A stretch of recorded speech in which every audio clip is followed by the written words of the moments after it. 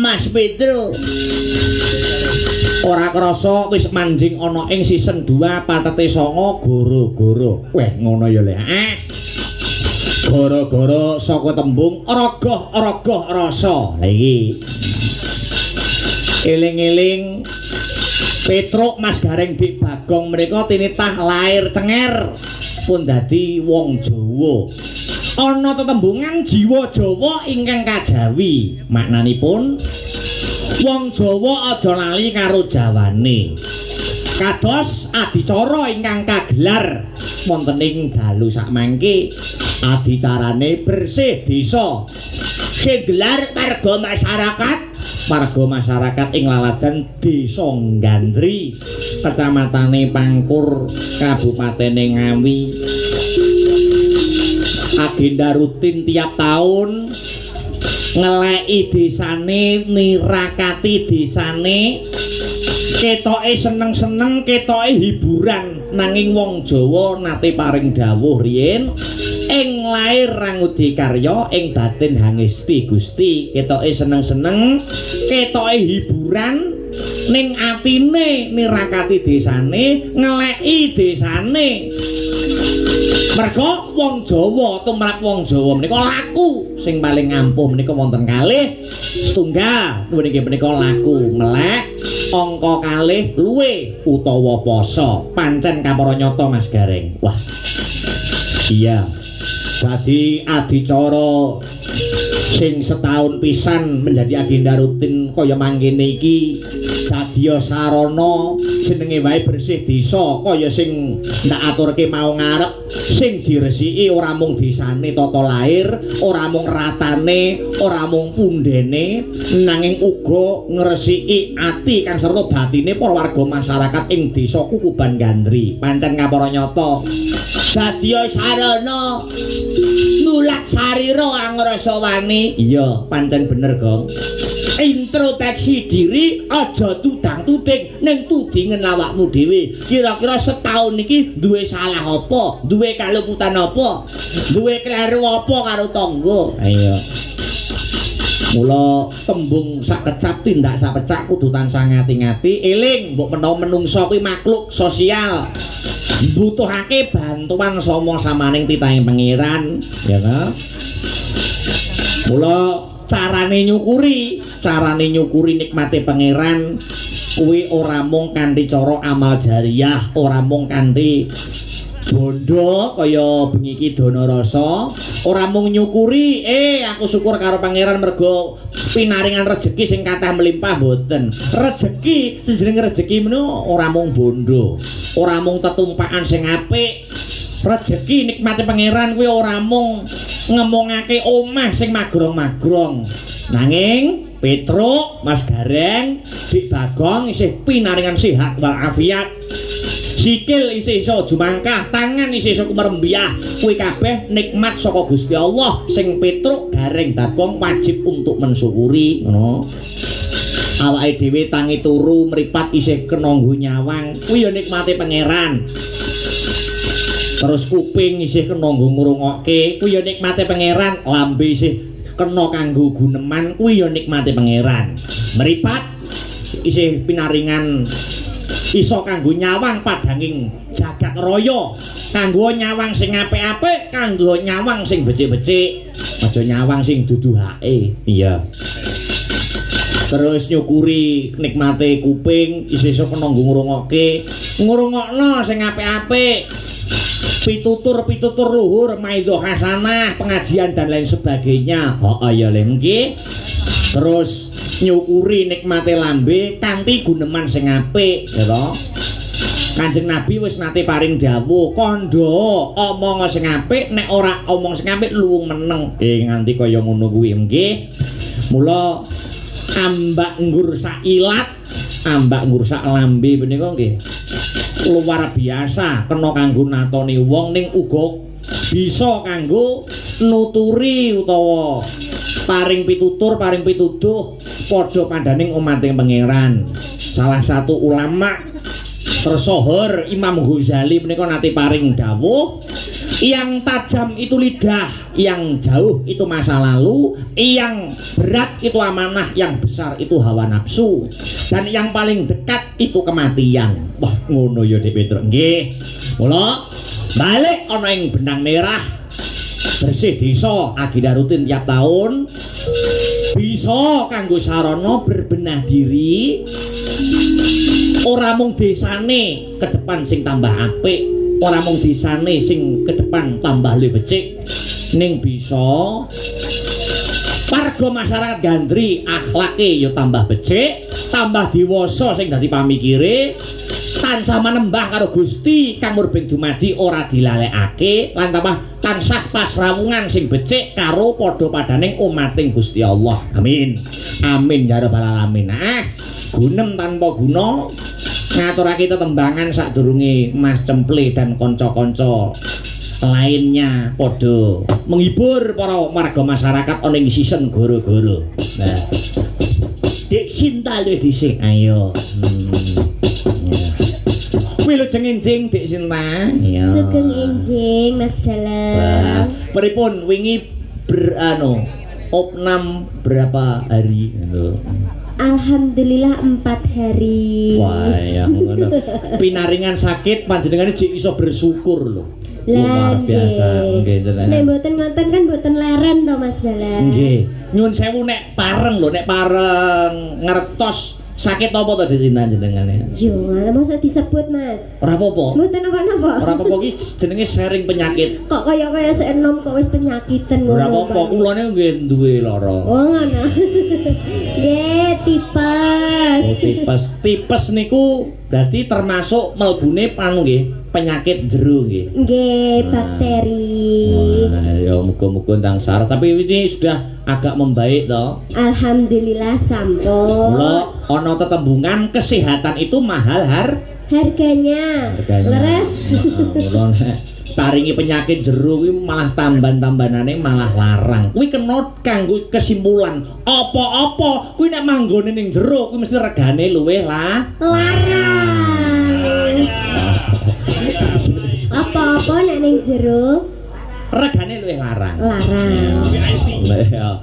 Padha dene karo kondektur karo insinyur. Ya, kondektur iki kerjane nggon njaba, nek insinyur kerjane nggon jero otak. Kuwi mesti bayarane luwih larang insinyur timbang kondektur. Contone iku sik nggon jero mesti apa-apa luwih larang. Sampeyan pengen sing contoh mriki enek? Iya. Napa? Contoh sing mriki enek, sik jero kuwi mesti regane luwih larang. Napa niku? Jarike pesinden niku. Jarike pesinden niku pol ngetepol regane pinten Dik Sinta? Paling larang. 300. Ya. Kuwi 300 ya. Kuwi lagi jarike. Lembare. Nggih. Monggo lagi lembar. Lah sing larang apane? Sing larang apane? Sing larang niku nek jarik tulis niku ya. Larang. Nek kan kena dicicil to Mas. Lah nggih anu Dik. Ular kambang. Oh. Ya. Selindro. Masa tumbuk ular kambang. Kucup ya.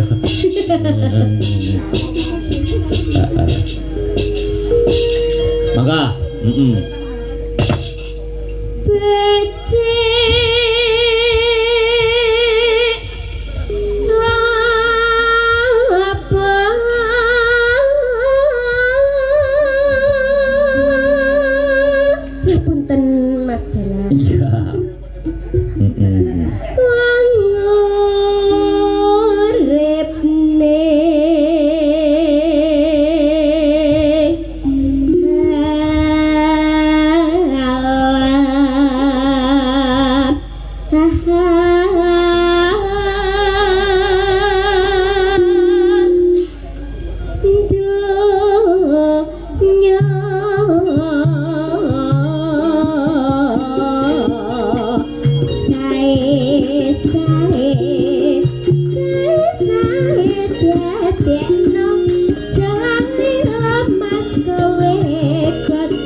Rayangnya nyambut gawe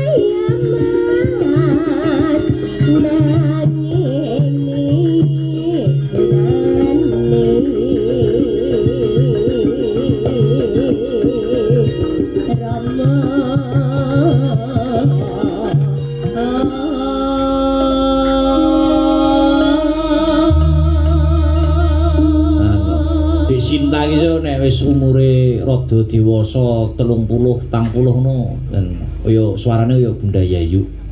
Pripun? Ya wis ngono kuwi jenis suarane. Nek Bupar kaya sapa Mas Adia? Chandra Lukita. Chandra Lukita. Lah candrane ya padha. Chandra Lukita. Persis dan mirip. Ya, monggo.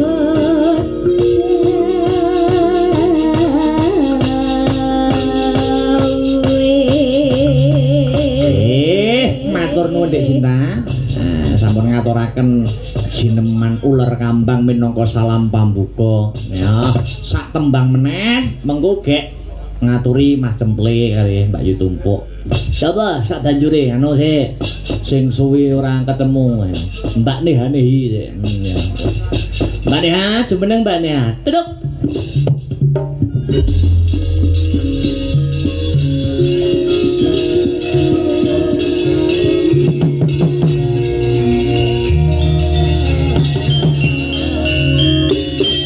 Selamat pagi Mbak Neha. Di pinggir kali sambil main gitar. Cakep. Selamat pagi Mas Akbar. Iya. Lah, pesan kayak seniman. Gimana tadi diulangi dong? Di pinggir kali sambil main gitar. Selamat pagi Mas Akbar. Oh ya. Tak balas no. Apa tuh? Di pagi hari selalu ceria. Cakep. Selamat pagi Mbak Neha. Ayo. Betul, lama tidak berjumpa. Iya Mas, sudah. Nyun sewu panjenengan sakniki domisili niku wonten kathah teng Solone napa teng Mediune? Domisili.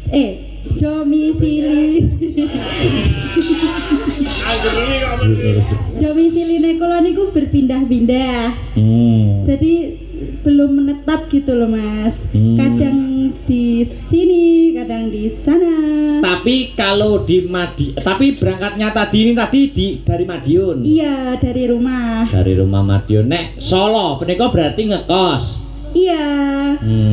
Masih ngekos Mas. Nggih. Kentingan apa bundi? Lah napa? Napa sampean kok kos kuwi? Duh, mboten mergi kula menika sering ke Solo ngaten lho. Mbok menawi wonten titipan napa kalih Mas Heru kan sering bagi dum-dum jarik ngaten niku. Dum-dum kurban.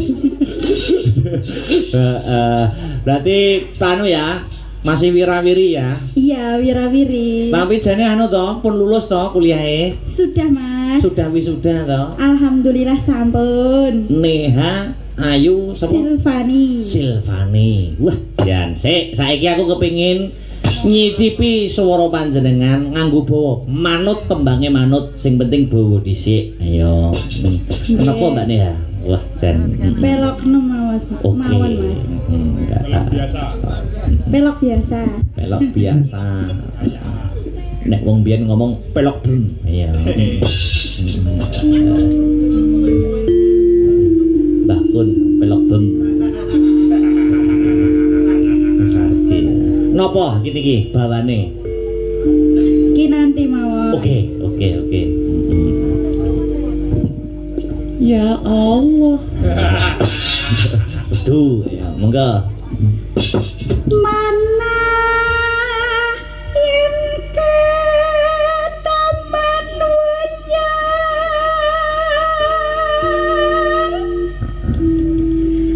tepung wangkang ayu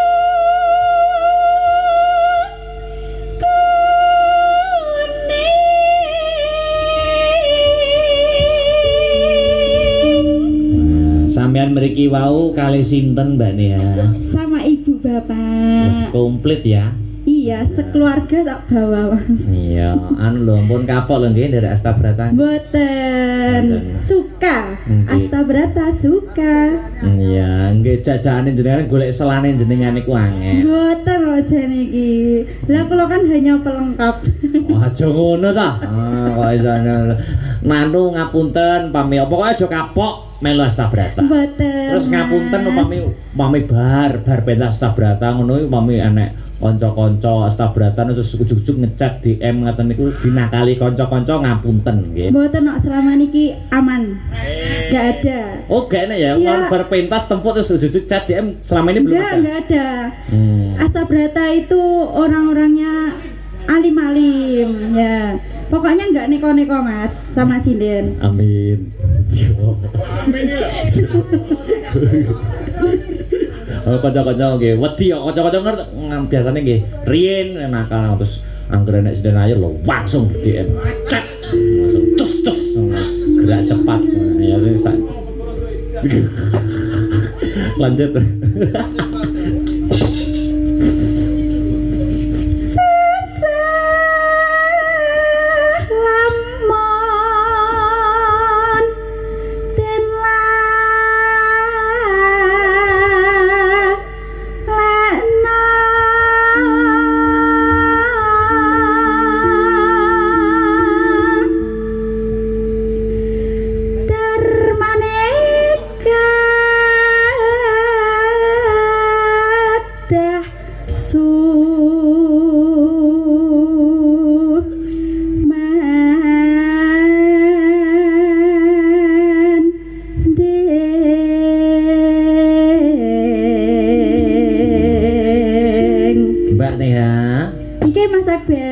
panjenengan nih anu lho ya Mas umur berapa teh ini? 23. Ulah cek padang rembulane jembar kalangane ampun kesusu anu lho nggih. Napa? Nikah dulu lho nggih. Mboten. Jangan kesusu. Sekarang masih menikmati karirnya Mas. Menikmati karir, nikmati dulu masa mudamu. Iya. Nek manut Mas Akbar jangan kesusu nikah ya. Iya dong. Iya, wis manut aku. Pokoknya sampean riyen lagi aku. Oh ngono ya? Iya no. Iya. Masa enek sinden ngelangkai dalang kan gak sopan no Mas. Enggak enak ya sinden ngelangkai. Enggak enak lah. Oh. Iya. Terus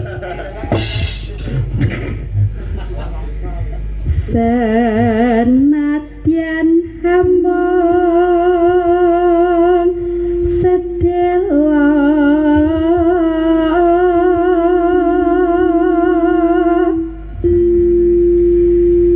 nambah misang seming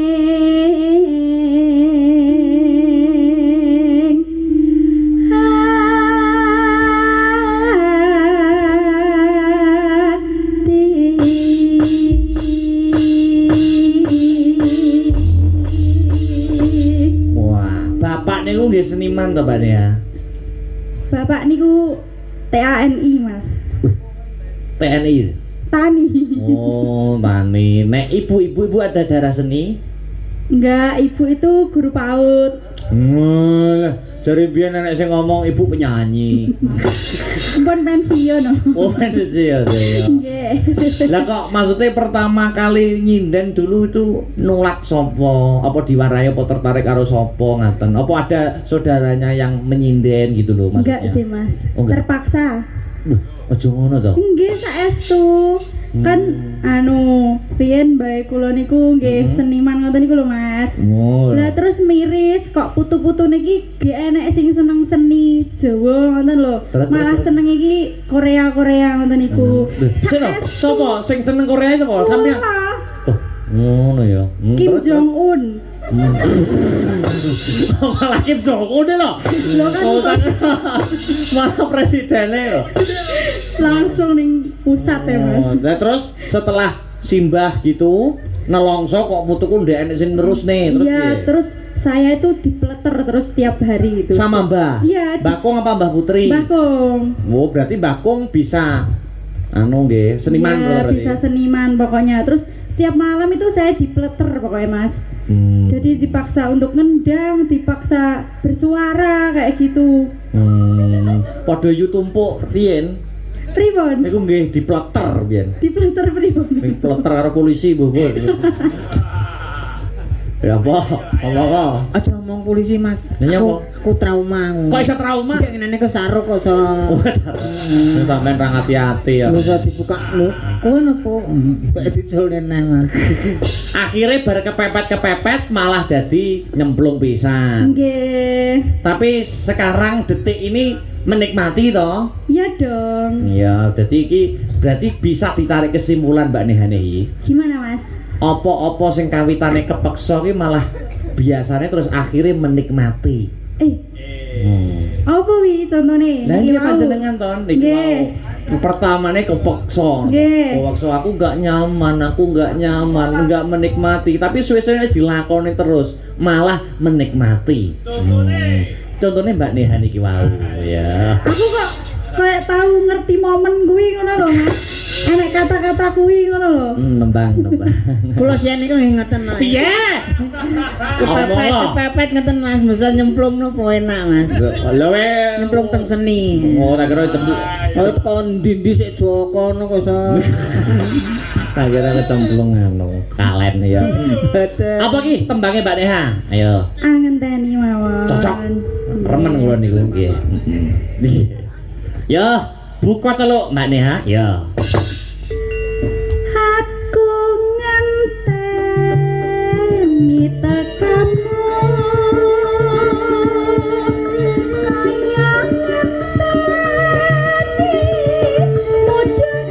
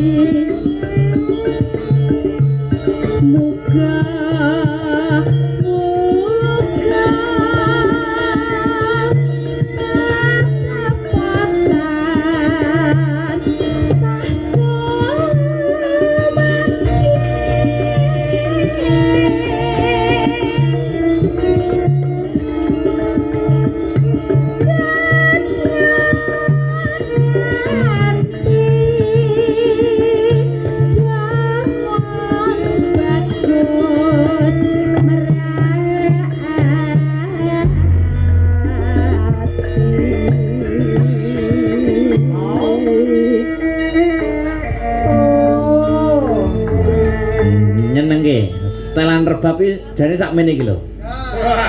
Ngerangin dadi ora ngebuaki panggung. Iya. Mbak Neha. Halo Mas.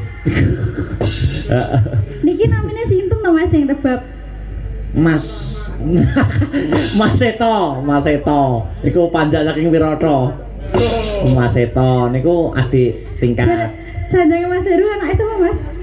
Mas Bupati. Ayo Seto. Riyen jenengane SMKI mboten Mbak Nia? Nggih. SMKI yo. Wah, jan luar biasa. Ning petuk Mas Akbar, ya maksudnya petuki ikut Astabratai anu nggih, setelah lulus kados iki. Ya, baru aja kok Mas. Pertama kali ikut Astabrata di mana masih ingat atau tidak coba? Di Nganjuk dong Mas. Neng di Mas. Tuban. Oh neng. Nah, aku toh. Sing apa malah Mas Heru. Nggih, Tuban. Ya. Boyo, ki apa kok yo balang-balangan yang benteng tak kesi. Yo. Roraban. Kledang kait tengah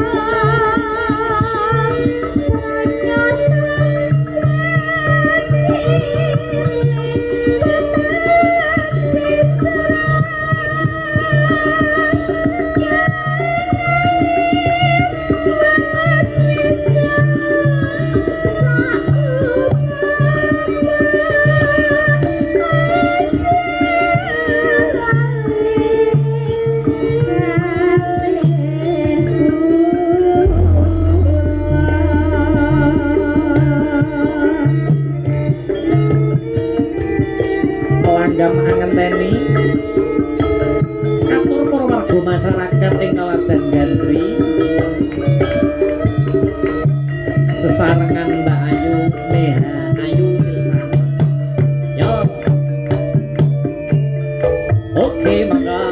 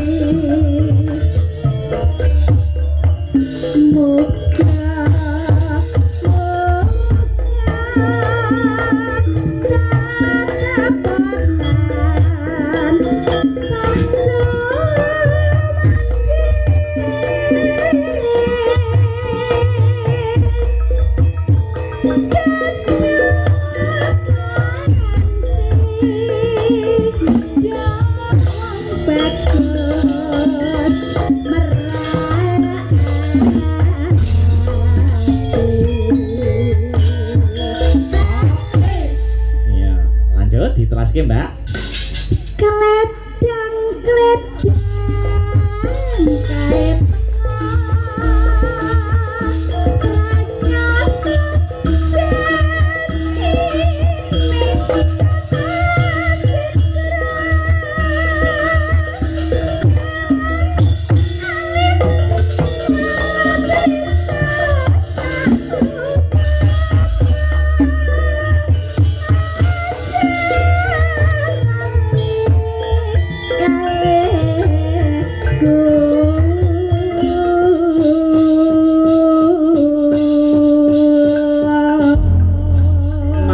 Mbak Neha.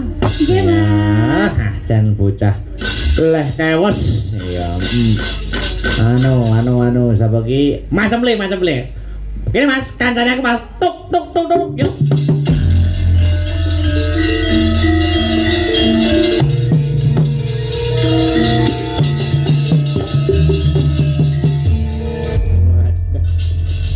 Selamat Selamat pagi wilujeng enjing, good morning. Good morning Mas Petro, Mas Gareng, Mas Bagong. Wah. Sampun tanek anggenipun istirahat. Waduh, mriki malah kudu nguyuh lho. Adem ora mok. Ya mau diwenehi waktu untuk istirahat mbok ya diuyohke. Lah pripun ning isor akeh cah cilik-cilik ya. Lho kan Karo diturne. kan turke kan pun dicepakne Koperasi Merah Putih to. Kaduan lirawili malah. Masih belum ngantuk ya Mas Semble? Wis jane. Wis ngantuk cek nunggoni lho. Ngantuk perang tanteni bae anoman ilang. Lho, anu tangane ta. Lah. Niki penake pripun Mas? Bare. Lho, ketrek polisi no bareng. Mau sinden-sinden masih komplit. Yu anu pacarmu kuwi ya cek komplit. Mboten usah ndamel kuwi gara-gara Lho. ben ngono ae. Lah mau cek liga. Gandano mil kata sini pinggir dhewe. Kok sia-sia ya disopo ta kuwi andeng anu. Yo. Yo. Walak Mas. Ben. Orang aku. Je wonten dawuh. Heeh. Ngene iki lho. Ya aku. Pak ingeti kok ngisor dadi laden kowe. Dadi peladen. Lah niki lho, sampean arep diwedangi pripun? Mau bubuti ya.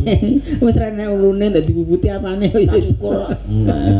Jan kuwi yo sehat lho, wis sepuh tapi sehat. Sepuh niki yuswa pinten yu jenengan yu. Tak songo kok sudah songo. Kuat men to. Mboten. Dan 57. saya itu berarti jenengan kelahiran 2004. Lho. Kulo 2012 Mas.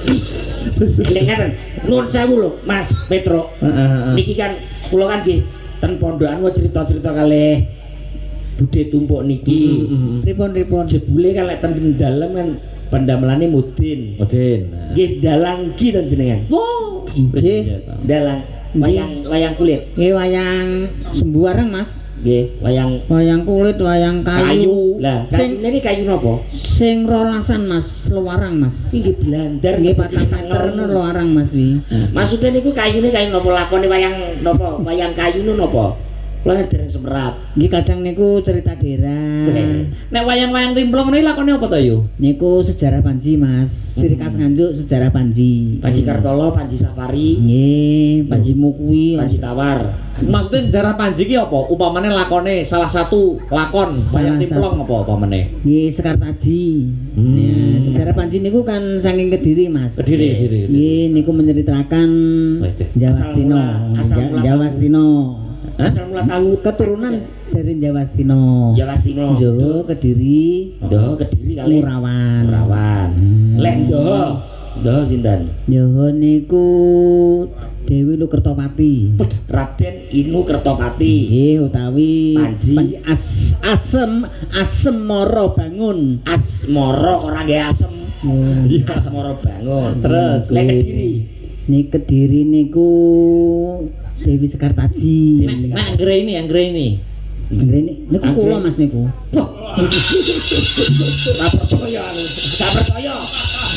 Gak percaya. Kapokmu yang gerai ini tapi saya wis dilarung ya.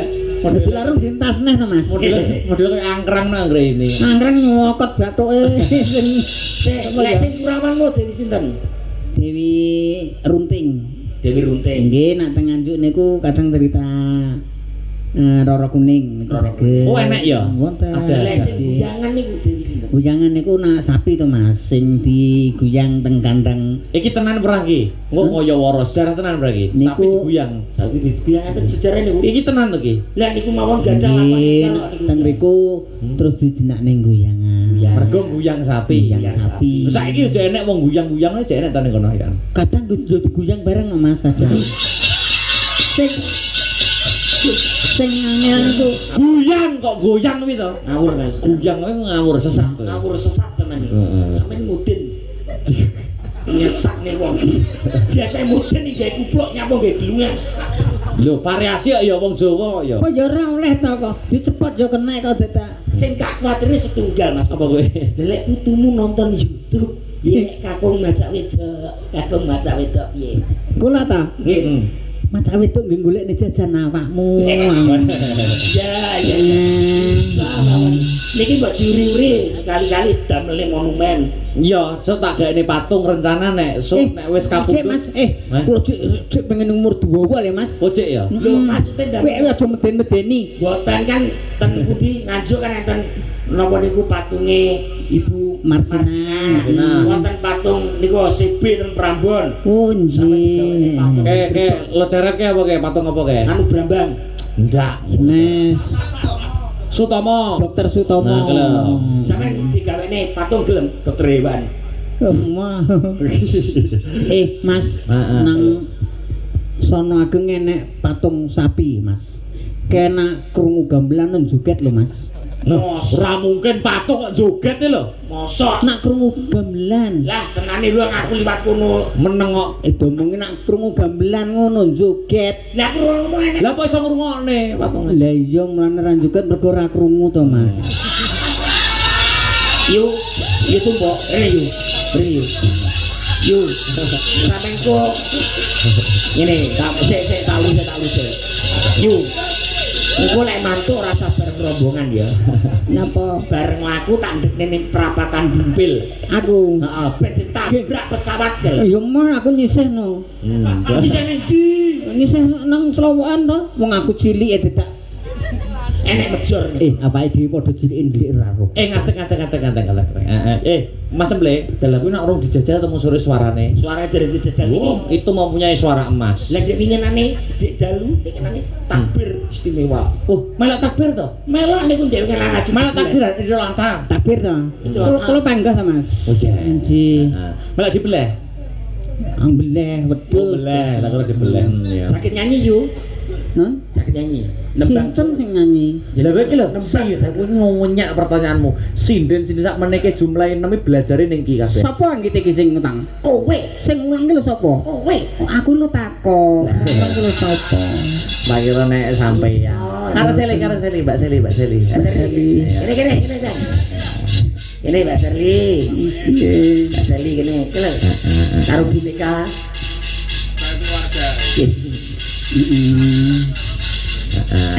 Aku mbiyen sik nom-nom aku yo ngene iki kok. Wah, gumbal wis gak. Tenang, aku mbiyen yo cuweking, yo cuk awur sipan ke ta aku kaya ngene iki. Karo sapa? Sipan sing kenong. Padhe sipan lho. Seliramu kok tuwek-tuwek. Lho biyen, biyen kok. Penak sing tuwek, Mas. Lho kok iso? Sing nom-nom ini polahe ra karo-karuan. Nek sing tuwek Ditipasi ngene wis turu dhewe, Mas. Pasti. Iki lek disapa Mbak Yu Tumpuk? Anakmu wedok gitu. Selamat pagi. Selamat pagi, Mama Tumpuk. Aku seneng diceluk mama aku. Asli kalau mama ya matane iku. Kasar yo. Kok kasar sama karo mamaku? Sapa mamamu? Iki. Sing bayi amit-amit. Setan. Ayune koyo ngene sampean gak ketok mripate. Remat aku min lho, Nduk. Lho, Ya jelas. iki nak nyeluk mami. Mami. Tapi aku gak iso nglairne. Apa nglairne metu cengel aku kok. Kowe nglairne apa metu kentol? Anu, bebas, Yu Tumpuk bebas arep bawa apa penting bawa. Monggo. Kok sing nembang ben Mbak Serli. Bebas arep bawa napa? Heeh. Napa yo? Apa ya? Oh iya. Apa yo? Pelok e. Tintingane gong, Mas. Mutintingan kok gong gender no. Ya ora kena to. Ning tawange, Mas. Wajah. Apik ya. Tuh. Kok pemalu ngono sih Mami? Aku kadang ngisin Ngono. Anu niku napa niku nek jenenge introvert. Introvert. Sampean ngerti mi introvert artinya apa? Kok genah aku ora watak sekolah mbiyen. Ora tau mangan sekolahan. Mas Akbar. Mangan kok sekolahan. Mas. Iya. Akbar. Iki mau dideke dhuwur sithik jan persis almarhum Mbah Sandirono. Aku to. Nggih. Hengki pedhot lek musuh sitok iki. Ora yo. Tenang. Kedulurku wedok kok iso. Wedok apa wedok uyung ngadeg. Lah kamu Apa ya nggonku wong wedok sing koyo ngadeg ngene kok iso. Lah wong wedok ngadeg ora turut pupu. Ora nyangpol turut pupu. Lah piye? Yo mlaku yo turut ratan kok iso turut pupu. Jare nguyo. Aku sing ngomong yo sapa? Ora to. Greketen dengan wong Ya, ya ning tawang. Nyapo aku mau tempukne iki ya. Iya. Iya. Yen ing tawang Kok ya dadi lanang sih Mas suarane? Ya sak metu-metune Mas ya. Tak ketemu-ketemu wis bebas. Ana lintang.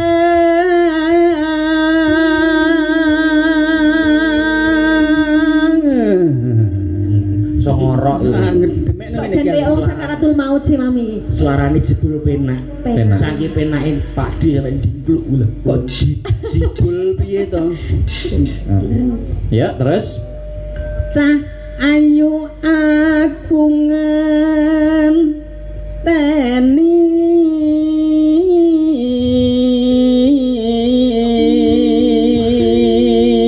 Suarane penak, ngono dhek ngenane ragil dadi tukang becak. lho. Ora nyambung. Ora nyambung lho, Cak. Tong becak karo ora-ora ngene iki penumpangnya padha mara. Oh, ngono ya. Marang mega Kemuwenyek. gandul penumpang Kalih sak senengmu iki. Saya sesak ikhlas.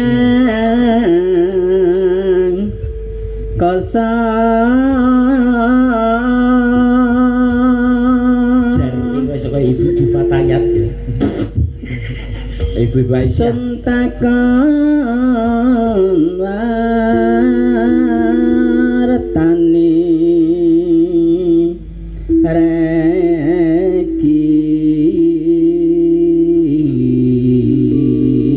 Suwi lho, ndak tembuk yo tumbuk suwi lho kula. Terakhir temu dine kelingan apa mboten? Ten Libanon. banan bedil bendeng dengkulmu wi Biyen jiwa bapak. janji Janji kok banci piro janji. Janji. Janji yuk. Janji, Ma, janji. banci Janji. Janji tak kuwi arep lata janji Aku bayang lek teki mudin. ku eling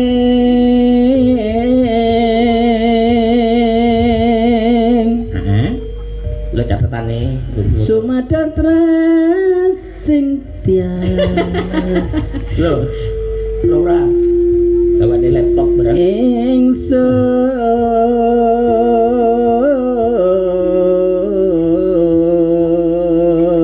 Ingsun nimas ingsun prasapa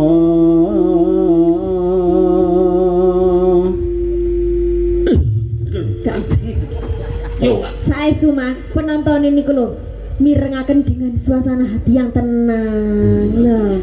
sineksena wis aja ganggu aku Ben. bumi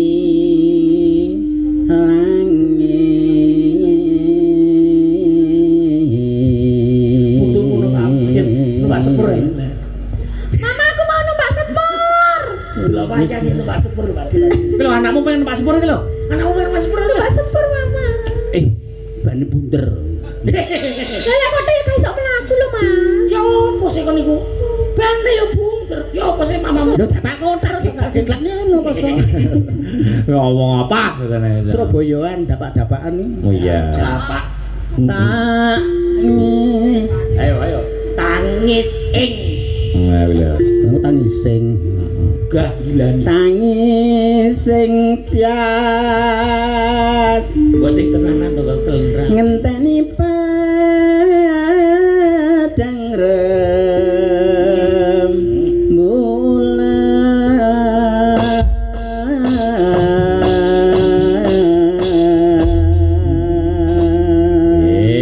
Tepuk tangan Ya. apa gunanya tepuk tangan tanpa saweran. ya udah saene Anu Mbak Seli, bebas merdeka mawon penting nggih. pelok. Sing rada gumbyak, Mbak. ngoten. Sing pelok penting. Bebas wis, monggo. Mbak Seli arep ngaturke apa? aku tak nang kene nek nang kono diperkawas karo kelo Yo.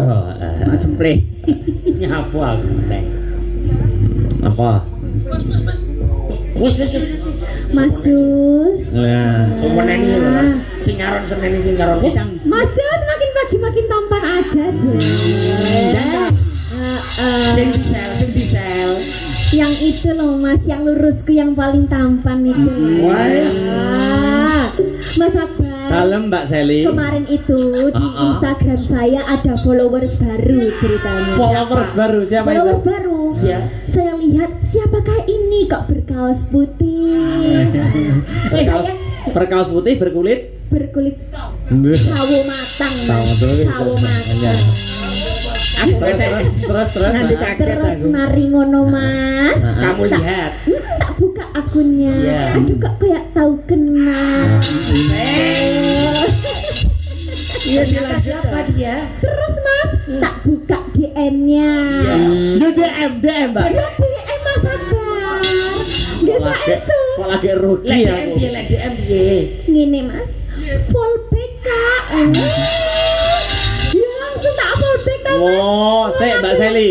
Berarti penemu dan opinine Mbak Nehi tadi kleru. Nah. Nek bar pentas kok ora enek sing DM, bar pentas ora enek sing ngechat iki kleru. Nah. Jenengan nyatane di chatting. Ternyata terjadi ke saya Mas. Makanya iki mau Mbak Neha bahas iku kok langsung kelingan Mas Jus aku gimana. Pengen duet. Siapa pengen? Ayo tau Mas. Siapa pengen duet? Mas, ini Mas. Sini. Ayo Jus, ayo Jus. Ya. Tombol kesel itu. Iya. Alah gayane gayane. Bra. Karo gua ada kan tapi karo maju.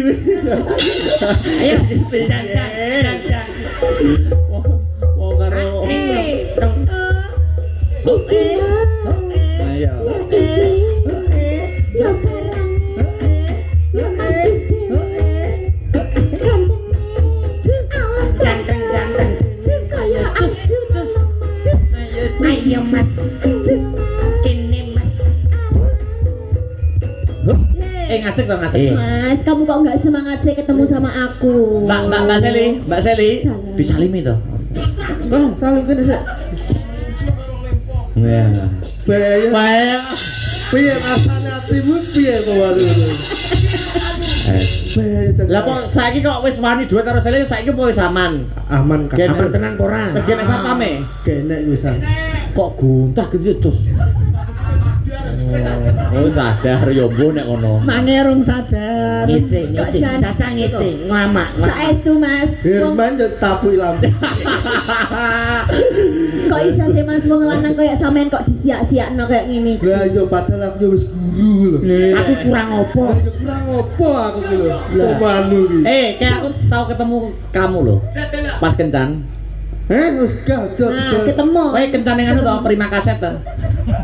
Golek mangan. Oh, golek makan nek Prima Kaset iki golek apa? Arep delok lha kuwi lho. Iya, Yo. Apa sing usum to kaset iki? Sungsung. Ya kuwi guru nyepak inggon aja nek wong ngono. Sudah enggak apa-apa Mas Jus, yang lalu biarlah berlalu. Ya, Mbak. Sekarang ada aku yang di sampingmu. Wis to ijo. Rasane ya lho. Gak biasa. Apa? Lintang asmara ya? Ya. Ya. Kamu kok gak menatap mataku sama sekali sih Mas? Aku sik wedi. Iki wedi karo sapa? Kok jan yo wedi karo Ora salah. Wis bebas kok jare. bebas. Yo. Ya. Lintang asmara. Tetas, yuk. Dipegang dong tanganku Mas. Oh, Mas Jus.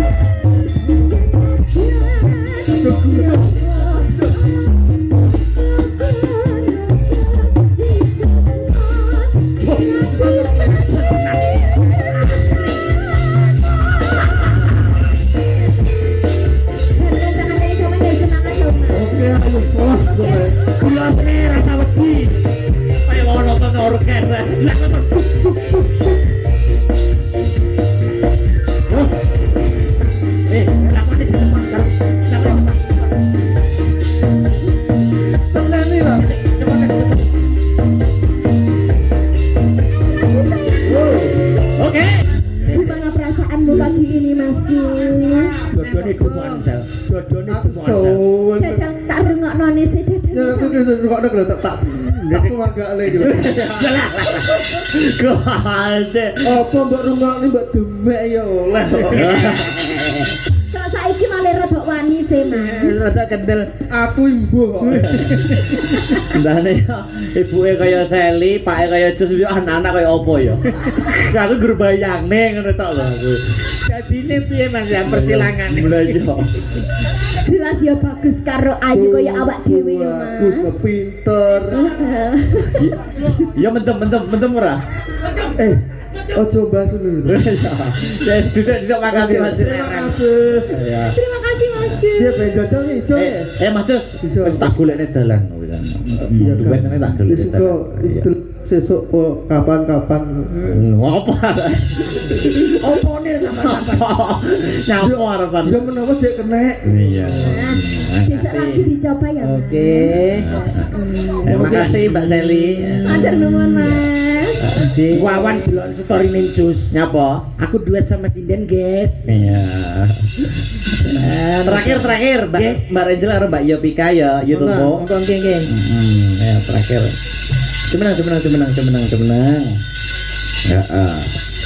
Minangkani pamundhut saking Pak Uka Wibowo saking Australia.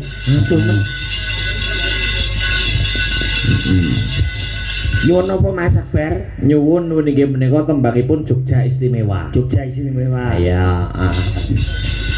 Mbak Rangel sudah siap? Ready. Mbak Yovika sudah siap? Sudah. Yutumbo sudah siap? Istirahat iki Mas. Siap.